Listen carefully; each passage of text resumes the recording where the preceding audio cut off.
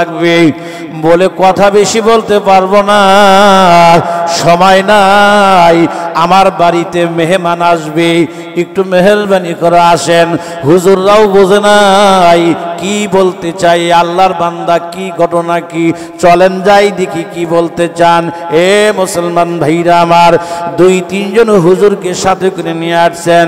বাজান কবরস্থানের ঘেটের সামনে একটা কোদাল নিয়ে, এক কোদাল শুধু খনন করছে ভাই, এক কোদাল খনন করিয়া হুজুরদেরকে ডাক দেখো, হুজুর সময় নাই, আমি ইন্তেকাল করলে এই জায়গায় আমাকে রেখে দিয়েন, আমার বাড়িতে মেহমান আসবে।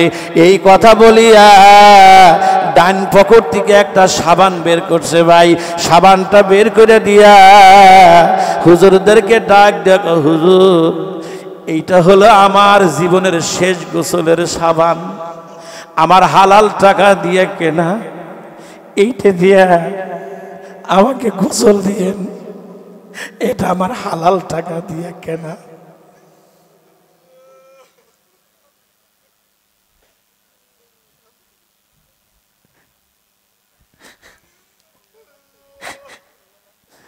এই বলে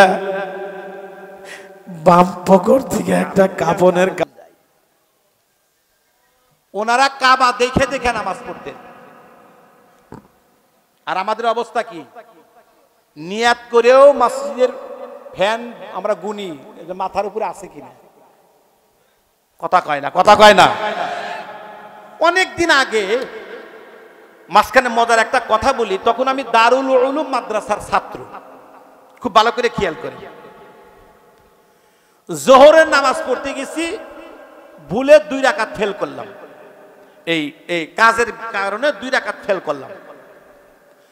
এক যুবক নামাজে আমার সাথে এসে দাঁড়ালো, আমি 2 রাকাত শেষ করে 4 রাকাত নামাজ পূর্ণ করলাম, আর এই যুবকটা সেজদার ভিতরে চলে গেছে, সেজদার থেকে আর ওঠে না। আমি চিন্তা করলাম যে সেজদায় গিয়ে লোক ওঠে না কেন। এখন যুবককে দেখি এই চেহারাটা এই বাহিরের দিকে তাকিয়ে আছেন, তোমার রাগ হয়ে গেল, এটা কি নামাজ হইলো যে বাহিরের দিকে তাকায় কেন? একটা জোরে ধাক্কা দিলাম, কিসের নামাজ পড়েন আপনি? আমারও একটা জোরে ধমক, চুপ করেন হুজুর। হঠাৎ করে ধমক, আমি একটু ভয় পাইছি, কারণ কি, এই ভাই কি হয়েছে, এর ভাই এরকম নামাজ পড়তেছেন? বলে হুজুর আপনি জানেন আমি 3 দিন নতুন নতুন নামাজ পড়তে আসছি, 3 দিনই জুতা আড়াইছে, আজকে রুকুর মধ্যে দেখতেছি কোন বেটা জুতা চুরি করে। এটা কি নামাজ হইলো? জোরে কোন নামাজ হইলো? তাহলে ইমাম মালিক সিদ্দিকেরও নামাজ, এই যুবকেরও নামাজ, এই 2 নামাজের মধ্যে পার্থক্য আছে না? একটু জোরে বলেন তো। খুব ভালো করে বুঝবেন। আশরাফ আলী থানভী রহমাতুল্লাহি আলাইহি বলেন, ওনাকে বাদান ফজলুর রহমান গঞ্জে মুরাদাবাদী, উনি বলেন আশরাফ আলী, আমি যখন সেজদার মধ্যে যাই আমার মনে হয় আমার আল্লাহ আমাকে বুকে জড়িয়ে নিয়েছেন।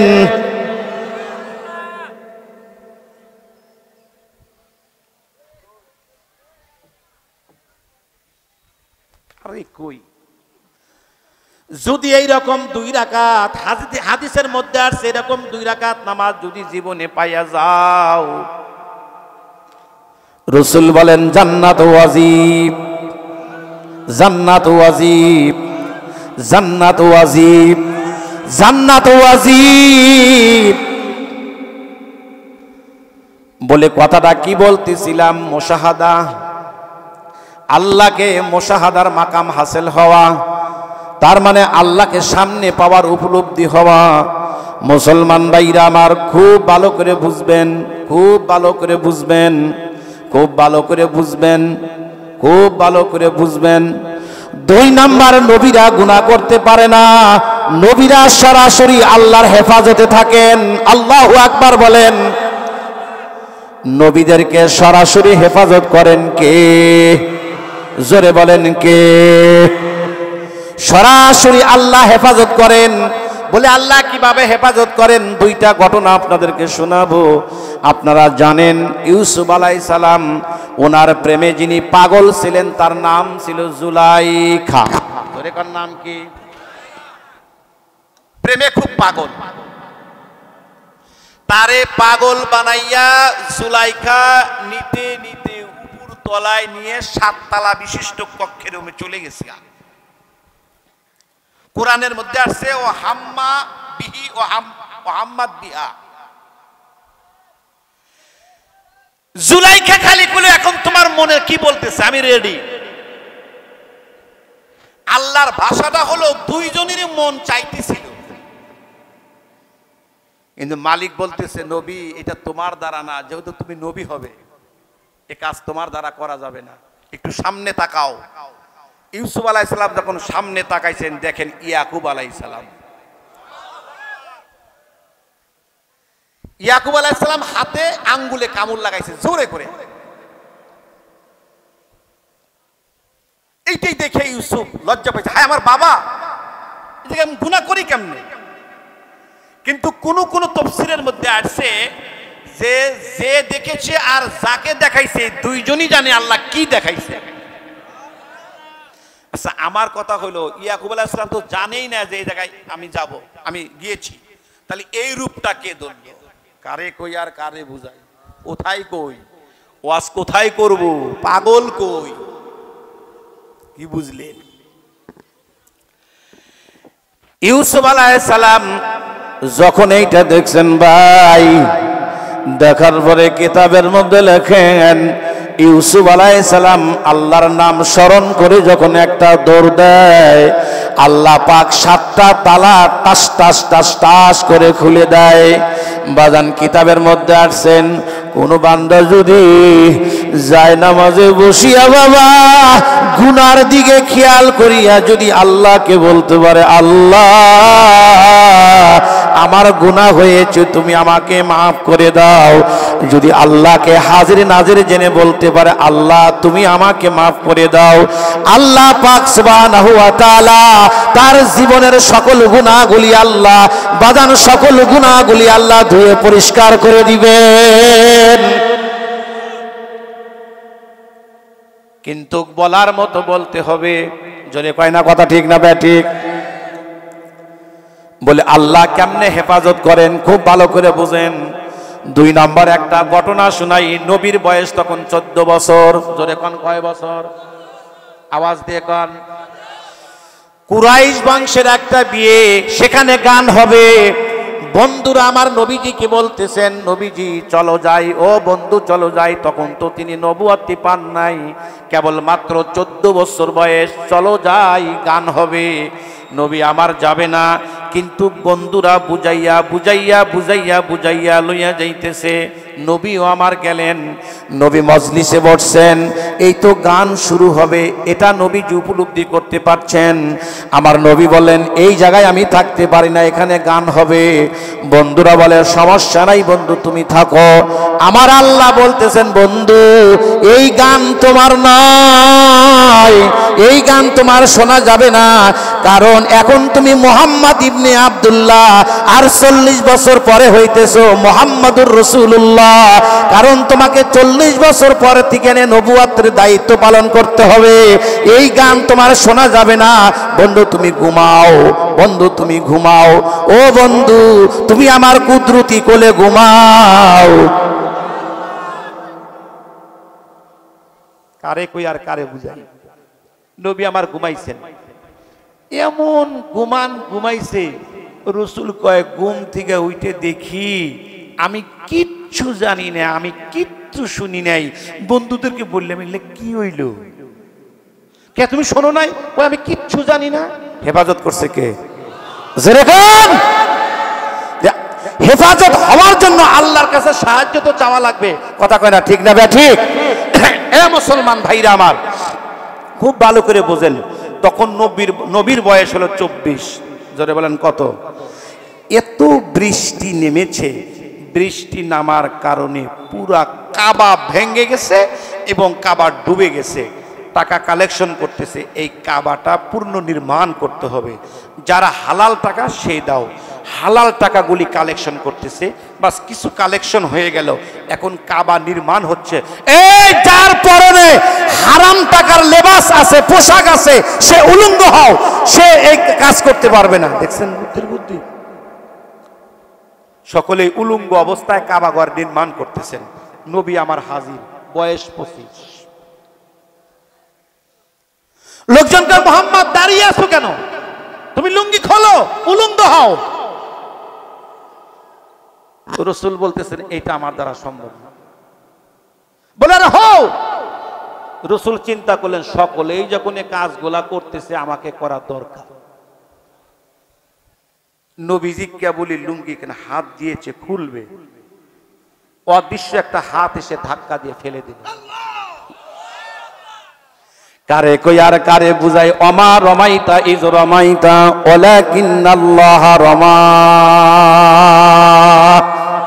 আরো জোরে বলেন, আরো জোরে বলেন।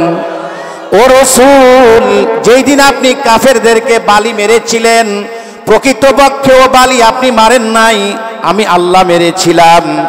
আপনার হাতের সাথে আমার হাত যোগ হয়েছিল। বান্দা আল্লাহু আকবার, আল্লাহু আকবার, আল্লাহু আকবার। কারে কই আর কারে বুঝাই, বাজান একটা অদৃশ্য হাত, একটা কুদরতি হাত এসে তাকে ধাক্কা দিয়ে ফেলে দিল। আমার নবীও পড়ে গেল, নবী আমার বেহুশ হয়ে গেল, নবী আমার এমন ভাবে বেহুশ হয়ে গেল। যখন কাবাঘর নির্মাণ হয়ে গেল, সকলেই চলে গেছেন, নবী আমার উঠে দেখে কেউ নাই, নবী একটু টের পায় নাই। হেফাজত করছে কে? জোরে বলেন, আরো জোরে বলেন। তাহলে বলেন তো, নবীর কি কোনো গুনাহ আছে? নবী নিষ্পাপ। জোরে কোন নবী? আজকে আপনাদের কাছে যে মেসেজটা আমি আর একটা দিতে চাচ্ছি, সুযোগ যখন আসছে, এই সুযোগটা বার বার আমরা চিল্লাইছি, কাজ হয় নাই। সামনে আপনাদের একটা দায়িত্ব। বলে কি দায়িত্ব? বলে এমন লোকে আপনারা সংসদে পাঠাবেন যাদেরকে আর বলতেই হয় না, যারা নবীর দরদে দরদি হইয়া কাদিয়ানীদেরকে কাফের ঘোষণা করে। কথা কয় না, ঠিক না ঠিক? কাদিয়ানী কখনো মুসলমান হইতে পারে না। বলেন, কাদিয়ানী কখনো মুসলমান হইতে, যেরকম কাদিয়ানী কখনো মুসলমান হইতে। বাংলাদেশের জন্য আজকের এই দিন একটা সুসংবাদ, আলহামদুলিল্লাহ বলেন। আপনারা সকলেই সোশ্যাল মিডিয়াতে দেখেছেন, আপনারা শুনেছেন, আপনারা জেনেছেন, আজকে বাংলাদেশে সবচাইতে যে বড় মসজিদ বাইতুল মুকাররম জাতীয় মসজিদ, এই জাতীয় মসজিদের যিনি খতিব, বাংলাদেশের মধ্যে সবচাইতে, বাংলাদেশ কেন এশিয়া মহাদেশের মধ্যে সবচাইতে বড় আলেম, বিশাল প্রখ্যাত হাদিস বিশারদ, ফকিহ, মুফাসসির কোরআন, আল্লাহ ইসলামিক স্কলার, যার ছাত্র হওয়ার যোগ্যতাও আমরা রাখি না, যিনি আমল আখলাক তাকওয়ায় ভরপুর, সেই আমাদের হযরত মাওলানা মুফতি আব্দুল মালেক সাহেব হাফিজাহুল্লাহ, উনি বাইতুল মুকাররমের খতিব হিসাবে নিয়োগপ্রাপ্ত হয়েছেন। আজকে এই দৃশ্যটা দেখে আমার কলিজাটা ঠান্ডা হয়ে গেছে। আমি আরেকটা আবেদন আবদার আপনাদের কাছে রাখতে চাই। যেমন আজকে বাইতুল মুকাররমে জাতীয় মসজিদের খতিব হিসাবে আব্দুল মালেক সাহেব গিয়েছে, আগামী দিনে পার্লামেন্টেও যেন আলেম প্রধানমন্ত্রী হয়। আব্দুল মালেক সাহেবের মতো একজন আলেম যেন স্বরাষ্ট্রমন্ত্রী হয়। আব্দুল মালেক সাহেবের মতো একজন আলেম যেন শিক্ষামন্ত্রী হয়। আব্দুল মালেক সাহেবের মতো একজন আলেম যেন পররাষ্ট্রমন্ত্রী হয়। আব্দুল মালেক সাহেবের মতো এইরকম 300 মানুষ পাগড়িওয়ালা, টুপিওয়ালা, হাতে তসবিহওয়ালা, তাহাজ্জুদওয়ালা, দাড়িওয়ালা, মমতাজের মতো নয়, এইরকম আল্লাহওয়ালা মানুষ যেন পার্লামেন্টে যায়। আমরা দেখতে চাই এ বিষয়ে কে কে একমত আছেন, হাত উঁচু করে আমাকে দেখা।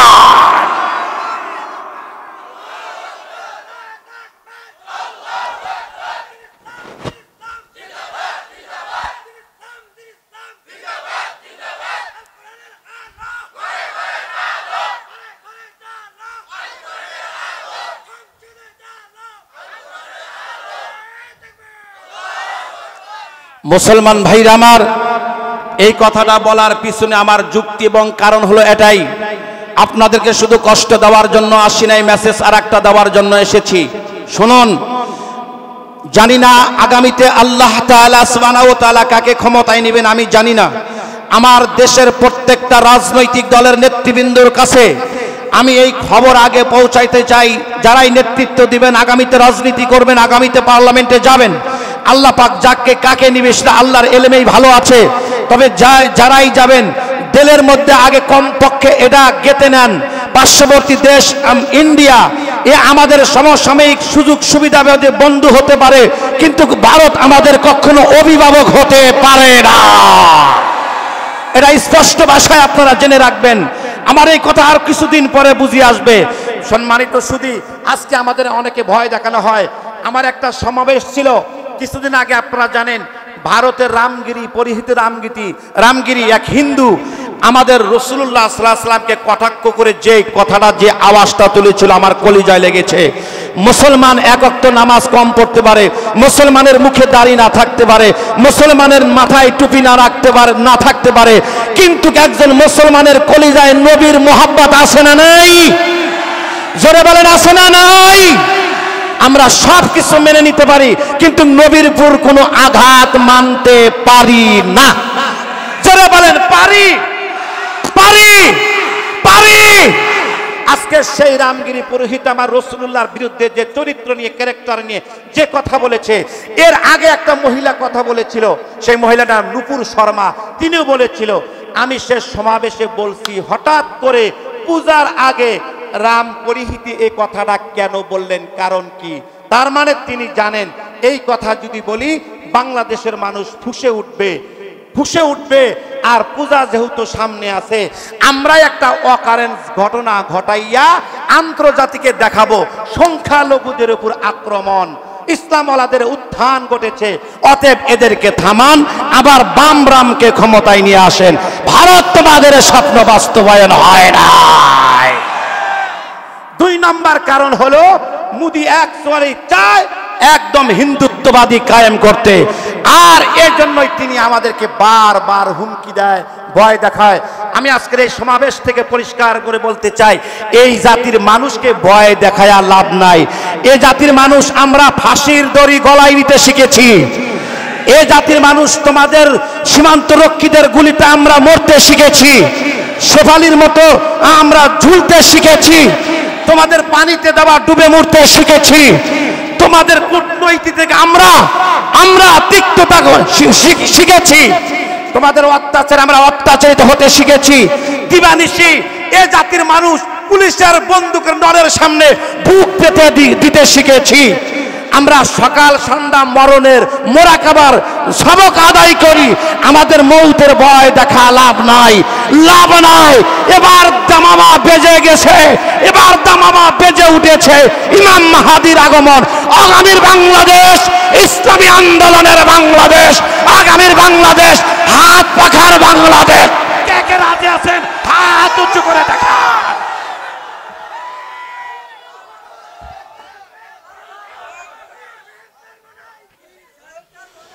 বসুন বসুন, আমার সাথে কি আপনারা একমত আছেন? একমত আছেন? কে কে একমত আছেন হাত উঁচু করে দেখান। নারায়ে তাকবীর। আল্লাহ হাতগুলাকে কবুল করেন, জোরে বলেন আমিন। আপনাদের কষ্ট হইতেছে, শেষ করে দিই। হ্যাঁ, কষ্ট হচ্ছে না? আর কষ্ট হলেও কি না হলে কি 12টা বেজে গেছে, 12টার পরে আমি কোনো বয়ান করি না। একটা পয়েন্ট শুধু শেষ করে দিব। নবীরা গুনাহ করে না কয় কারণে? জোরে কোন। আমাদের হয় কয় কারণে? এই অবস্থায় সকলের কাছে শেষ অনুরোধ, গুনাহ বর্জন করব বলেন ইনশাআল্লাহ। ইনশাআল্লাহ। গুনাহ কেন বর্জন করবেন না? কিসের জন্য? বাবা ও বাজান, যে মামলার আপিল নাই সে মামলার খালাস নাই। কয়টা লাশ মাটি দিছ? কয়টা লাশ ধোয়াইছো তুমি? আমার এই চোখ দিয়ে দেখা আছে। আমার গ্রামের পাশে যে লাশটা এখনো কবরে শায়িত, নিজের কবর নিজে খনন করছেন, নিজের গোসল নিজে করছেন। সুবহানাল্লাহ কয়।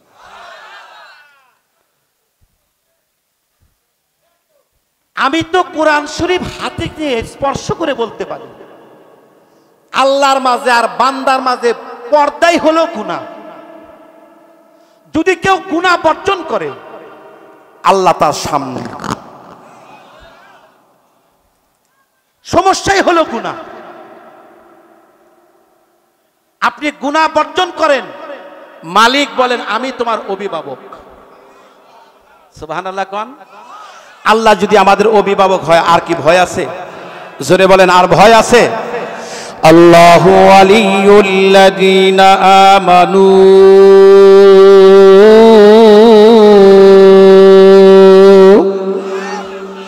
আল্লাহু ওয়ালিয়ুল্লাযীনা আমানু ইখরিজুহুম মিনাজ-যুলুমাতি ইলান-নূর।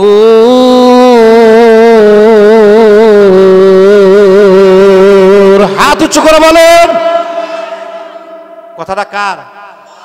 তুমি গুনাহ বর্জন করো, তুমি ঈমানদার হও, তোমার অভিভাবক আল্লাহ। তোমার অভিভাবক কে? আল্লাহ। যদি অভিভাবক হয় তাহলে তার উপকারটা ফায়দা কি হয়? দুইটা কথা বলে এখান থেকে বিদায়, আর লম্বা নয়, একটু চোখের পানি জড়াবেন।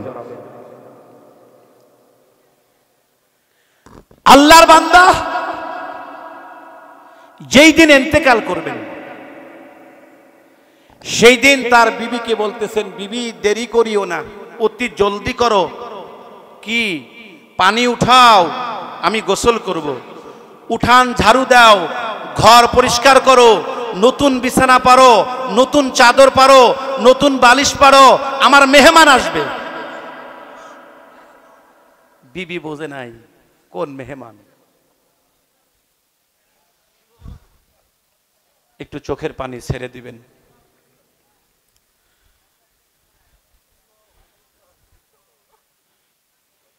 বিবি বলেন, আমি নিজে পানি উঠাইলাম,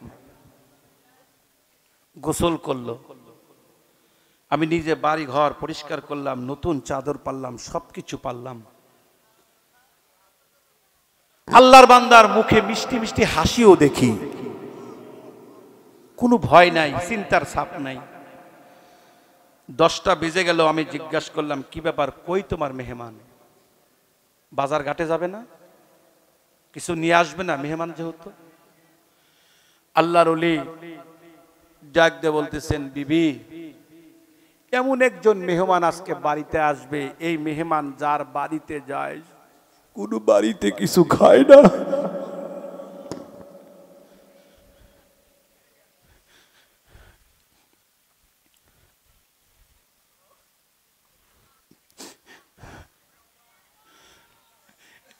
ও বাজান, জীবনে আর দেখা হবে কিনা জানি না, হতে পারে এটাই শেষ দেখা। আমার অশ্ব নিয়ে যদি আজকে কেউ আমলদার হয়ে আপনারা জান্নাতে যান, খোদা না খাস্তা আমি যদি জাহান্নামের হুকুম পাইয়ে যাই, আপনাদের হাতে ধরি পায়ে ধরি আমাকে রেখে যায়েন না, আমাকে সাথে করে লয়ে যাবেন।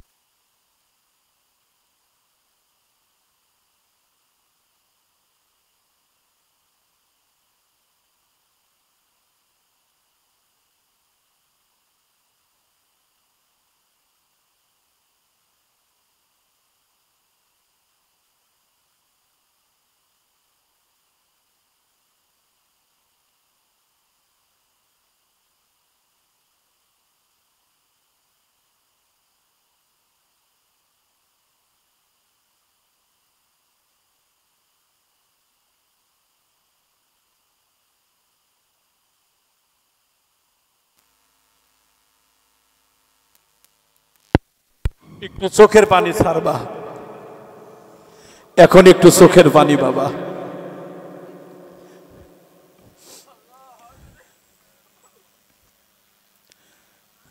বিবি, মেহেরবানি করে কোদালটা আমাকে দাও। হায় হায়, মেহমান আসবে, কোদাল দিয়ে কি করবা? বলে আমার কাজ আছে। এ মুসলমান ভাইরা আমার,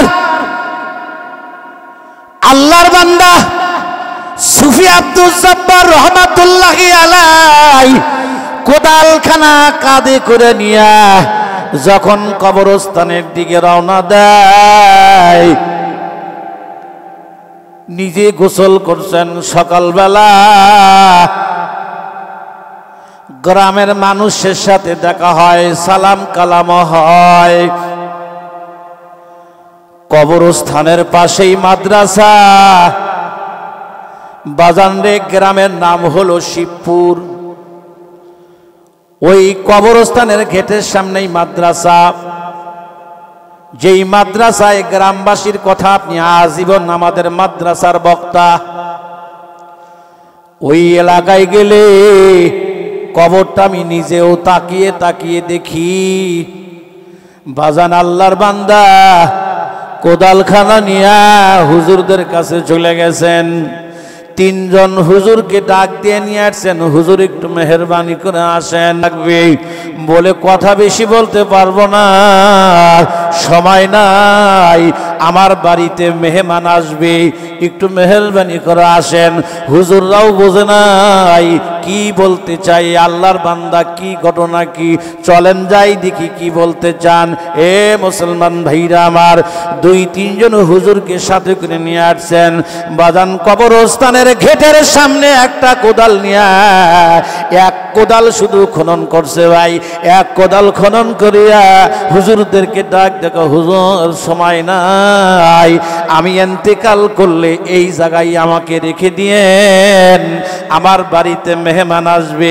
এই কথা বলিয়া ডান পকেট থেকে একটা সাবান বের করছে ভাই।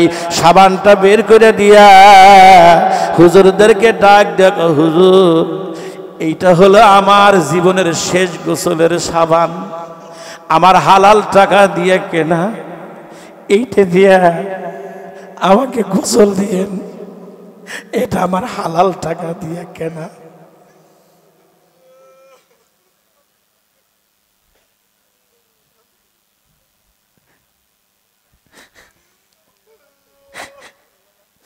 এই বলে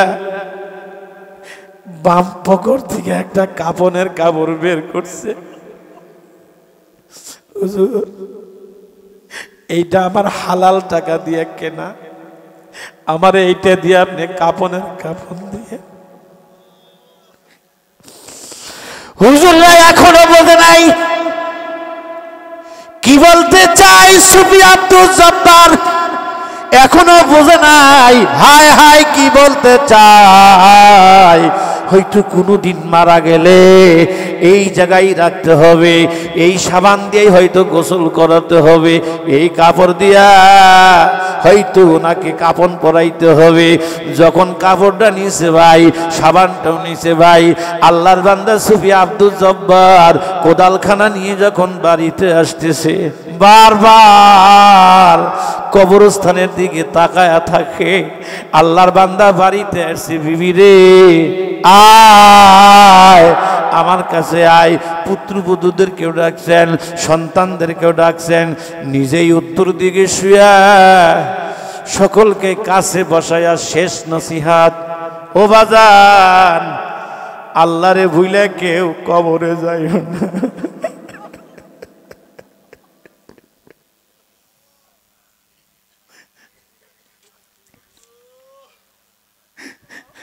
আল্লাহরে ভুলে কেউ কবরে যাইও না, আল্লাহরে নিয়ে কবরে যাইও।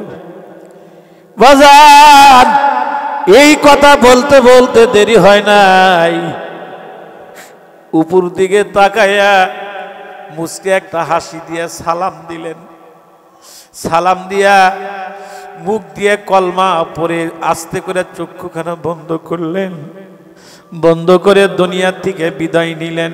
কেন রে? এমন এক মালিক রে বন্ধু বানাইয়া, যেই মালিক নেওয়ার আগাম সংবাদ দিছে, বন্ধু রেডি হও, রেডি হও, রেডি হও। বন্ধুত্ব সুলভ আচরণ করেছিলেন ফজলুল করিম রহমাতুল্লাহ আলাইহি।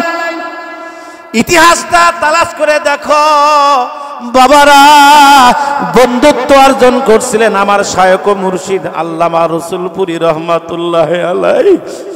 বাজান যার সহবতে কাটাইছি আমার এই জীবন, যার বরকতে সহবতের বরকতে আমার আজকের এই চোখের পানি, আমার শায়ে কানতে কানতে কানতে কানতে এই বাম চোখটা বন্ধ করছিলেন। বাজান যার চেহারাটা দেখে বাজান কত হিন্দু ইসলাম কবুল করেছে, কলেমার দাওয়াত দেওয়া লাগে নাই কেন রে? গুনাহমুক্ত একটা জিন্দেগি, গুনাহমুক্ত একটা জিন্দেগি। বাবা আমার ওয়াজ লম্বা না, তোদের একটু পায়ে ধরি, চোখের পানি একটা ছেড়ে দে। হুজুর বারবার একই কথা বলেন, গুনাহ কিসের জন্য সারা লাগবে? ওলামায়ে কেরাম আছে, এদেরকে জিজ্ঞাসা করেন। মালিক বলছেন ইযা যুলজিলাতিল আরদু জিলজালাহা ওয়া আখরাজাতিল আরদু আথকালাহা ওয়া ক্বালাল ইনসানু মা লাহা ইয়াওমাইযিন তুহাদ্দিসু আখবারাহা বিআন্না রাব্বাকা আওহা লাহা ইয়াওমাইযিন ইয়াসদুরুন নাসু আশতাতাল লিয়ুরাউ আ'মালাহুম ফামান ইয়া'মাল মিথকালা যাররাতিন খায়রান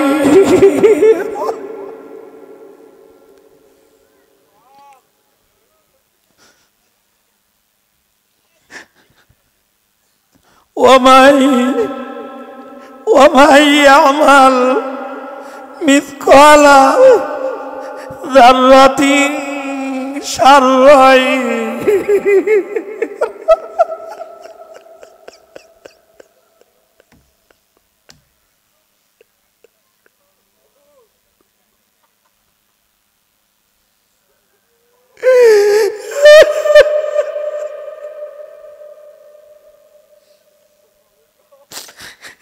আমার মালিক বলছে খবরদার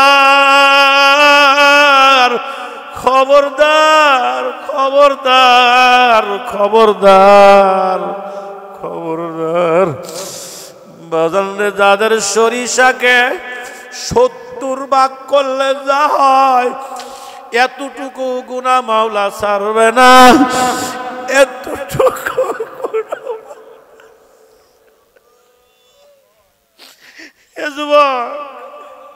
আমি কি করে বুঝাই? আমার এই হাতটা ফেরত দিও না, দাও তোমার পা আমার হাতের মধ্যে দাও। আমি কি করে বুঝাইলে তোমরা বুঝবা? দাও তোমাদের পা আমার হাতের মধ্যে দাও।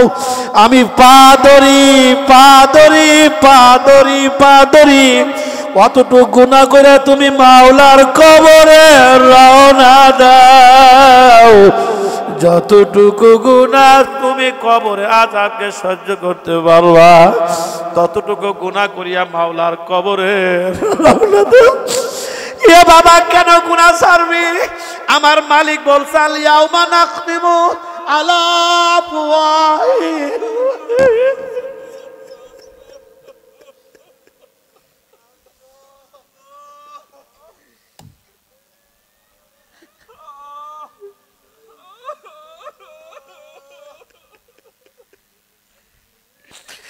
ও মাবুদ কি করব মাবুদ, মাফ করে দাও মাবুদ।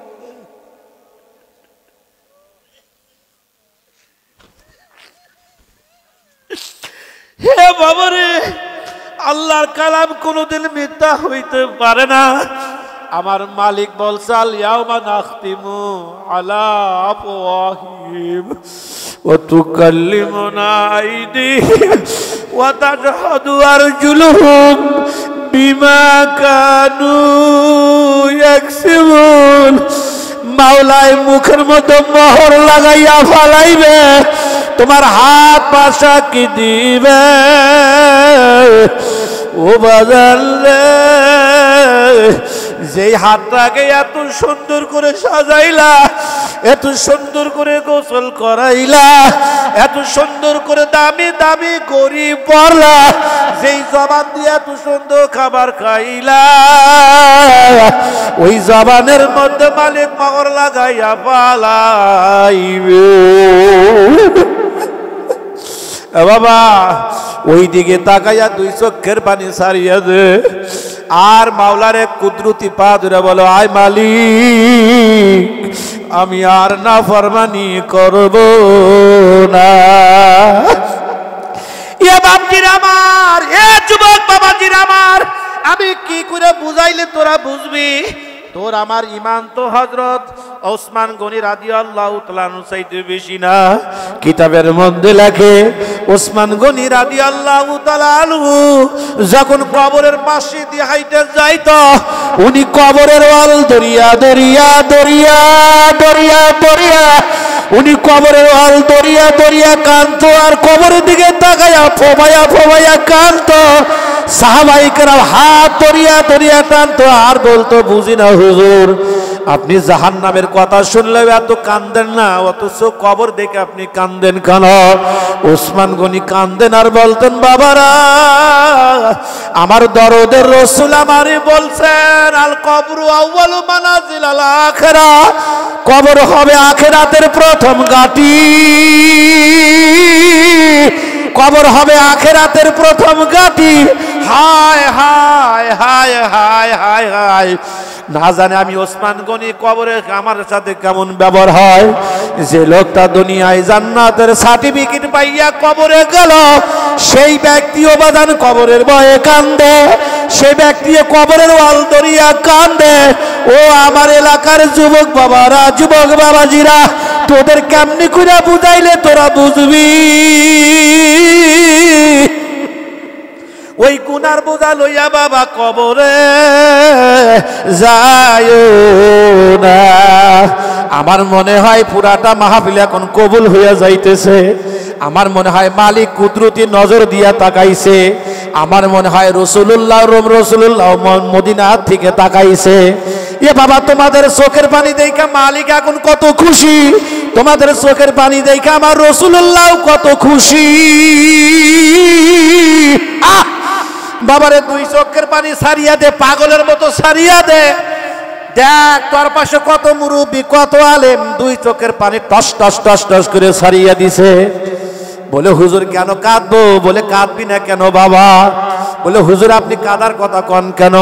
বলে, এমন একটা দিন আসবে যেই দিন লাশ হইয়া ঘরের মধ্যে পড়িয়া থাকবি, তাস করিয়া যখন খাটের নিচে নামাইয়া ফালাইবে, এ বাবারে মাথার বালিশটাও কারিয়া লইয়া যাইবে, নাকে কানে তুলা লাগাইয়া একটা চাদর দিয়া যেদিন ডাকিয়া রাখবে আল্লাহ, কেউ দৌড়াইয়া যাবে বাঁশ কাটার জন্য, কেউ যাবে তালাই আনার জন্য, কেউ যাবে কবর খনন করার জন্য, কেউ বাদান রে ছোট ছোট বাচ্চারা বলবে, ও মা আব্বা কথা বলে না কেন?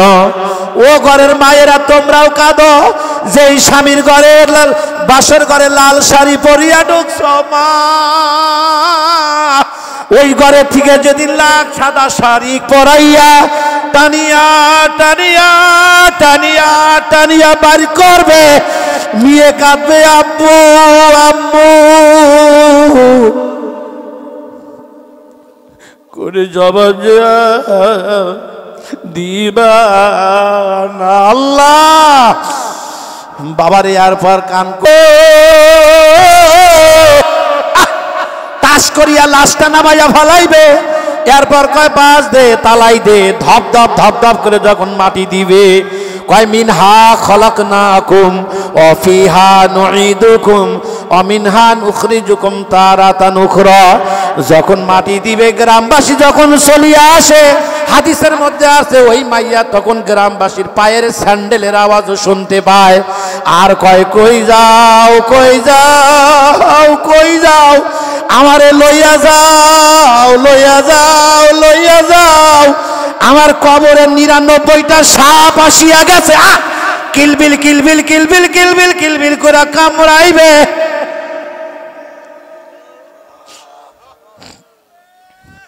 দুই পাশের মাটি এমন চাপ দিয়া ধরবে, হাড্ডি কটকট কটকট কটকট করিয়া ভাঙ্গিয়া যাবে। আল্লাহ, এবাজান কেমনে থাকবি? আয়, আমার মনে হয় মালিক এখন কবুল করিয়া লইতেছে।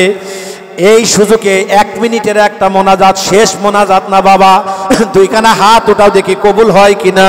আল্লাহুম্মা আমিন। উঠাও। ওরে আমার মাবুদ রে, ওরে আমার মাশুক রে,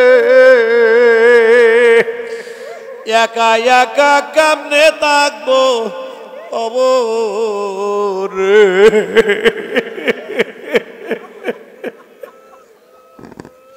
চোখ বন্ধ করো, মাথা নত করো, কেউ কারোর দিকে তাকাইও না। খেয়াল করো যেন হাসরের মাঠ কায়েম হয়ে গেছে। ওই যে আধাত মাথার উপরে সূর্য আসতেছে, নাক কান দিয়া টকবক টকবক টকবক করিয়া মগজ গলি গলিয়ে গলিয়ে পড়বে।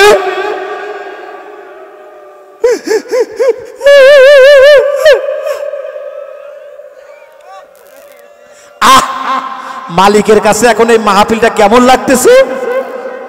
আমার আল্লাহর কাছে এখন কেমন লাগতেছে মাহফিল? ওরে মালিক, এই মজলিসের মধ্যে কার জানি বাবা নাই, এই মজলিসের মধ্যে কার জানি বাবা নাই রে। ও মালিক তাকাও, তোমার কি ভালো লাগে না রে মালিক? কত আলেম জর্জর করে চোখের পানি ছাড়িয়া দিছে, কত মুরব্বীরা কাঁদতেছে, কত মুজাহিদরা কাঁদতেছে, কত যুবকেরা কাঁদতেছে। ও আল্লাহ, তোমার কুদরতি হাত দিয়ে চোখের পানিগুলো মুছিয়া দাও, আর ওদেরকে তোমার রহমতের কোলের মধ্যে উঠাইয়া লাও। তোমার রহমতের পানি দিয়ে আমাদের গুনাহগুলি ধুইয়া পরিষ্কার করিয়া দাও। আল্লাহ, কাঁদো কাঁদো।